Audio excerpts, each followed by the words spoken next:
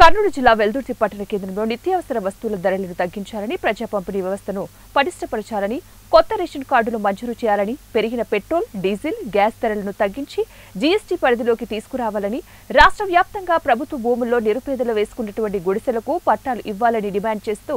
భారత communist party CPI ఆధ్వర్యంలో ధర్నా చేపట్టారు. ఈ కార్యక్రమంలో ఆంధ్రప్రదేశ్ రైతు సంఘం రాష్ట్ర కార్యదర్శి కె జగన్నాథం, సిపిఐ జిల్లా సమితి సభ్యుడు కోడుమూరు రాజు, మండల కార్యదర్శి టి కృష్ణ, రైతు సంఘం అధ్యక్ష కార్యదర్శి సాంబశివుడు రాజు, వ్యవసాయ కార్మిక సంఘ కార్యదర్శి చిలిపి కృష్ణ,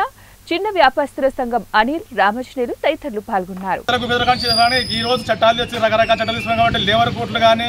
రైతులు ఏమన్నా ధర్నా చేస్తే వాళ్ళ ముందు అరెస్ట్ చేయడం కానీ అలా చేస్తున్నాం కాబట్టి ఈ రోజు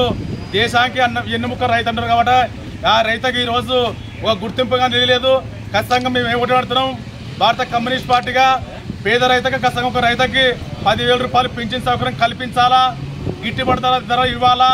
పక్కనే తెలంగాణ రాష్ట్రంలో 2 లక్షల రూపాయలు మాఫీ చేయాలా,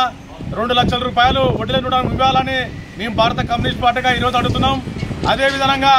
ఈరోజు రాజశేఖర్ జగన్మోహన్ ప్రభుత్వము 1,80,000 రూపాయలు రూమ్ ఇచ్చాడు కానీ కనీసం ఏ ముద్ర పని లేదు. మళ్ళీ ఈయన కొత్త ముఖ్యమంత్రి 4 లక్షల రూపాయలు రూమ్ అంటున్నాడు కాబట్టి ఆ వల్ల కట్టుకున్న బిల్డింగ్లు ఏసీ రూములు ఒక రూమ్ కట్టాలంటే వాళ్ళ రూమ్లో 30 లక్షలు అవుతుంది. కానీ ఈరోజు మనం పేదవానికి